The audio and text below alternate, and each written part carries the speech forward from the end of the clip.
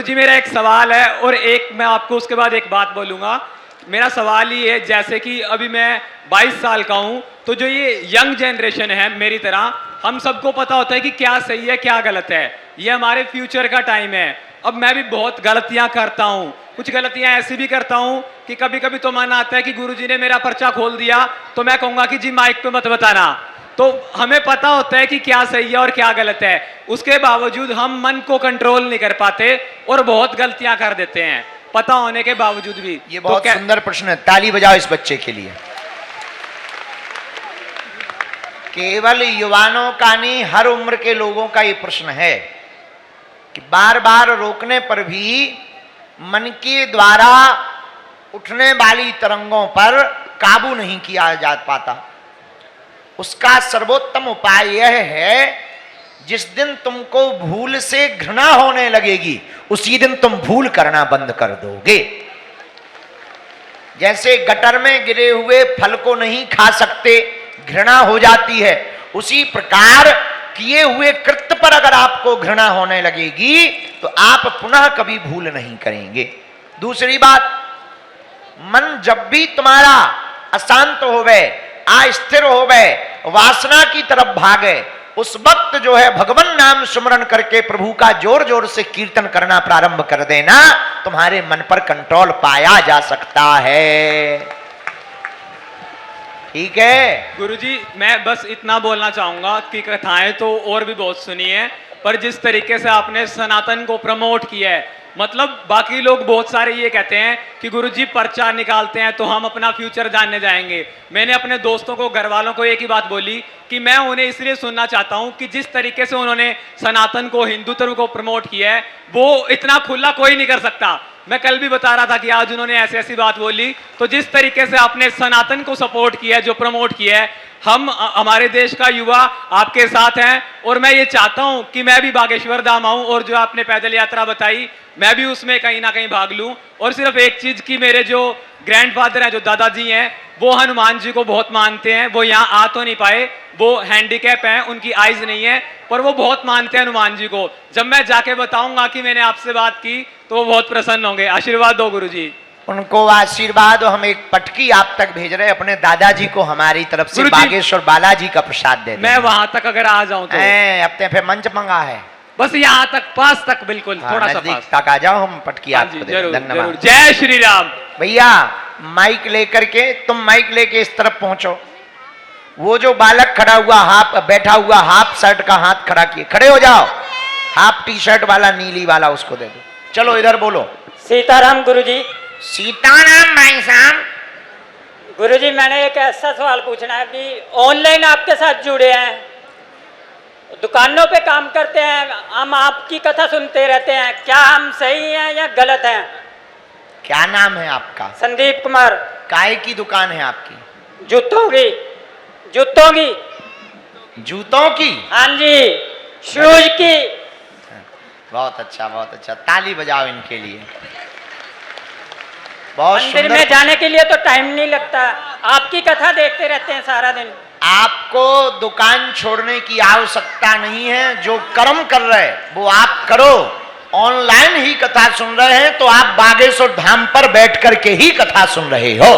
ठीक है गुरुजी, हमारी शुभकामना। बहुत अच्छा। और कभी समय मिले तो एक आध बार बागेश्वर धाम के दर्शन कर लेना। ये उनको दे दो। धन्यवाद। भैया माइक को तुम और पीछे ले जाओ। एक पॉलीथिन लिए हुए सामने बहन जी खड़ी हैं इस रो में, उनको दे दो। तब तक आप बोलो भैया। इस नीली, ये टी शर्ट वाले बच्चे को दे। हाँ, छोटी बच्ची को दो जी। बोलो। इसी को तो बोले, बोलो बोलो सीताराम गुरुजी, बोलो बोलो सीताराम। चलो टी शर्ट वाले बच्चे को दे दो माइक। सीताराम गुरुजी। हाँ जी, सीताराम। कैसे हो? जिंदा है गुरुजी, या तो आप बुला लो, नहीं आप हमारे घर आ जाओ। कहाँ रहती बहना? मेरा नाम है राजस्थान, भादरा तहसील, जिला हनुमानगढ़। अच्छा, भगवान ने चाहा तो हम उस तरफ कथा करने आएंगे तो तुम्हारे घर आ जाएंगे। नहीं गुरुजी, अभी आ जाओ, अभी बुला लेंगे हम तो। हैं, अभी हमें बागेश्वर धाम भी तो जाना है, वहाँ कौन कक्का जाएगा? हम पीछे पीछे आ जाएंगे, आपके पीछे पीछे घूमते हैं, 2 साल हो गए हमें। या तो आप बुला लो या आ जाओ। जय हो तुम्हारी बहना। धमकियां दे रही? नहीं गुरुजी, धमकियां नहीं दे रही हैं, आपको आना पड़ेगा या बुलाना पड़ेगा? हम बुला लेंगे। हाँ, आप बुला लो गुरुजी। ठीक है, आई जाओ माता, झंझट खत्म। आओ। हाँ, माइक को वो बच्चे को दे देना, टी शर्ट वाले को। हेलो हाँ, बच्ची कहाँ है? Hello hello. सीताराम गुरुजी। सीताराम चेला जी। गुरुजी, मेरा एक प्रश्न था कि हनुमान चालीसा में जो लास्ट की चौपाई है, तुलसीदास सदा हरिचेरा कीजे नाथ हृदय में, जो श्रेय होता है वो तुलसी दी को हो जाता है या हमें मिलता है? जो करेगा उसी को मिलेगा। कंपनी में कई लोगों, मशीनों में कई लोगों का नाम लिखा होता है, जैसे ये साउंड है JBL के, इसमें JBL लिखा हुआ है, और जैसे ही स्टार्ट करोगे तो JBL बजेगा, लेकिन एक आध बार ही बजेगा, बाकी तो जब कोई बोलेगा तभी बजेगा। उसी प्रकार तुलसीदास जी का नाम जो है वो तुलसीदास जी का नाम उसमें छाप के रूप में है, जो पढ़ेगा उसी को फल प्राप्त होगा। सीताराम गुरुजी। सीताराम। हाँ, ये दे दीजिए आगे। बेटा तुम माइक लेकर के, ए बच्चे उस तरफ आ जाओ, इस वाली रो में आ जाओ। ये जो सिंदूरी कलर का कपड़ा पहने यहाँ बहन जी खड़ी हैं, इनको माइक दे दीजिए। जी बोलो। गुरुजी, हाँ बोलो। अरे बोलो। दे दो दे दो दे दो दे दो। जी बहन जी। जय गुरुजी। जय जय। मेरा नाम अनिका है, मैं सिरसा से हूँ और मुझे पूछना था, सपने में धार्मिक चीजों का दिखना किस चीज का संकेत है? स्वप्न में धार्मिक स्थल, गुरुदेव या फिर देवी देवताओं को दिखने का मतलब है आपकी लगन उनसे ज्यादा है। जैसे आप उन्हें याद करते हैं, वो अमुक शक्ति का अमुक केंद्र की शक्ति या अमुक देवी देवता आपको भी कृपा कर रहे हैं। गुरुजी कुछ समझ में नहीं आया, दोबारा बताना। 1 मिनट शांत रहो यार। पहले तुम शांति करवा लो, फिर बोल रहा है, क्योंकि हमारा गला है, मशीन थोड़ी है माता कि हर वे प्ले कर दें। सुनो, स्वप्न में एक बारी सभी बैठ जाओ।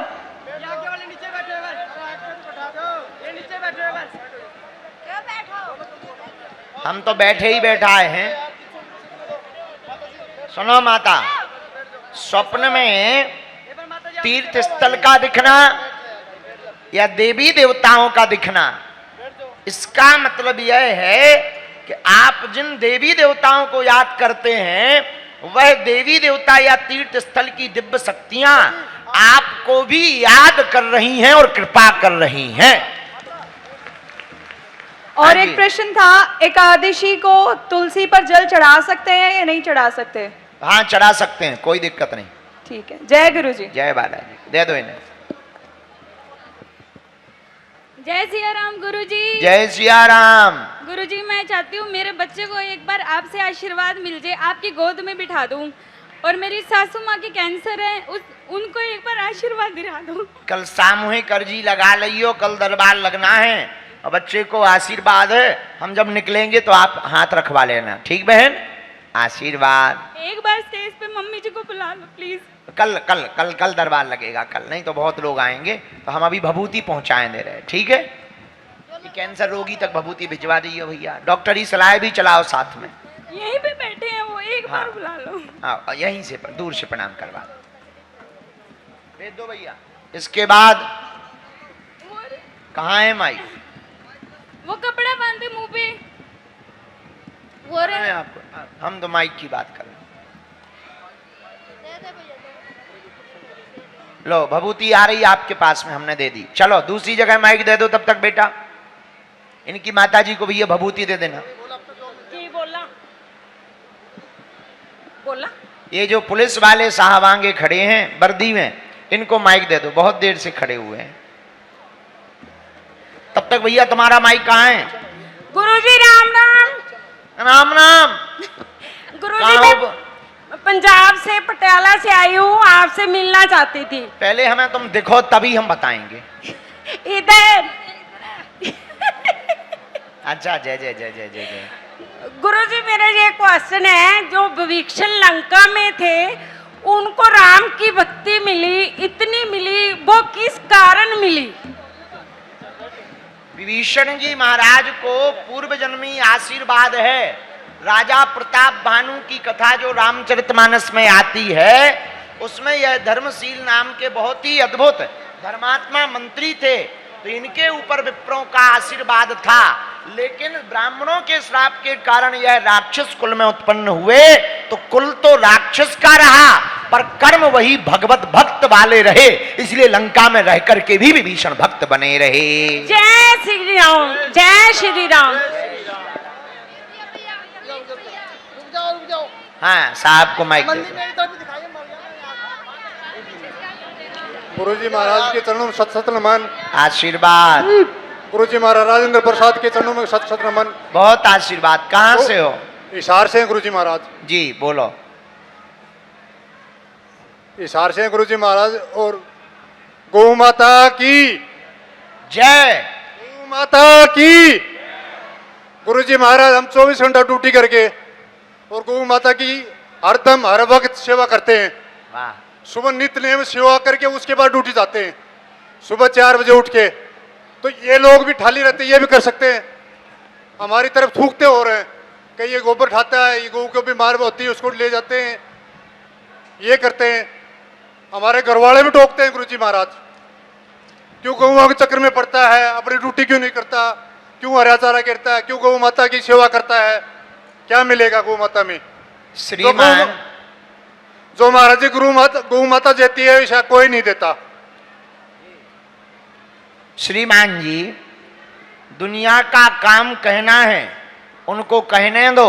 आप अपनी पुलिस की ड्यूटी के साथ साथ गौ माता के जो समय निकाल रहे हैं, गौ माता के लिए हमें भरोसा है आपको देख करके अनेक लोग गौ माता की सेवा के लिए समय निकालेंगे। बोलो गौ माता की। तो कथा में मन किसका लगेगा? जो कथा के भाव से बैठेगा उसी का मन लगेगा। दूसरी बात, श्रोता भी कई प्रकार के होते हैं। 4 प्रकार के श्रोता होते हैं। कितने प्रकार के? असली, नकली, फसली, दकली। अच्छा, असली श्रोता कौन? उन्हें केवल कथा से मतलब, वो आएंगे सबसे पहले, जाएंगे सबसे बाद में, ये असली श्रोता हैं। अच्छा, दूसरे नकली कौन? जो आएंगे तो सबसे बाद में, बैठेंगे सबसे आगे। आएंगे बाद में, बैठेंगे आगे, और इन्हें कथा से कोई मतलब नहीं, बस टीवी में आना चाहिए। थोड़ा फोटो खिंचाएंगे, थोड़ा सेल्फी लेंगे, और महाराज जी सब ठीक है, आनंद है, बस बस इतने में ही। और बताओ, यहाँ कुर्सी नहीं डलवाई, ये कूलर चालू करो, चाय कहाँ बन रही? ये नकली श्रोता है। एक होते दकली। ये दकली कौन है? दकली श्रोता घर से चप्पल पहन के नहीं आता, कथा मंच से खाली नहीं जाता। ये बड़ा खतरनाक होता है, कभी पहन के नहीं आएगा और कभी भी खाली हाथ नहीं जाएगा। और कई श्रोताओं का तो मन चप्पलों पे ही लगा रहता है। महाराज गृहस्थी लुट जाए पर कथा से चप्पल न जाए। एक बार हम हरियाणा में कथा सुना रहे थे, हमने कहा क्यों भाई तुम्हारा मन क्यों नहीं लगा? बोले गुरुजी बार बार लग रहा हम नई चप्पलें लेके आए, चली ना जाए। हम का ठटरी के बरे ते गोदी में लेके बैठ जा, इतना ही मन। तो ये दकली श्रोता बड़े खतरनाक। दकली खाली हाथ नहीं जाते यहां से। अच्छा, एक होते फसली। ये फसली कौन है? मौसम की तरह देवी जी आएंगी तो ओम जय अम्बे गौरी, गणेश जी आएंगे तो गणेश जी की पूजा, सामन आएगा तो शंकर जी की पूजा। और ये लोग बड़े खतरनाक ये भी होते हैं, खुद तो पूजा करते नहीं है, कई बार दूसरों को भी नहीं करने देते हैं। ये फसल की तरह पूजा करते हैं। पर एक बात बोले, असली श्रोता कौन है? जिसे केवल कथा प्रिय है, जिसे केवल कथा से ही लगाव है, वही श्रोता असली है। पर एक बात, बहुत लोग कहते हमने कथा सुन ली पर कल्याण नहीं हुआ। मेरे पागलों, कथा से कल्याण तभी होगा जब जीवन में उतारी जाएगी। तुम्हारा कथा में बैठ जाना बड़ी बात नहीं है, कथा का तुम्हारे अंदर बैठ जाना बहुत बड़ी बात है। कुछ लोग कथा में तो बैठते हैं पर उनमें कथा नहीं बैठती है। तो कथा में तुम बैठ गए ये बड़ी बात नहीं है, तुम्हारे अंदर कथा बैठी कि नहीं ये बहुत बड़ी बात है।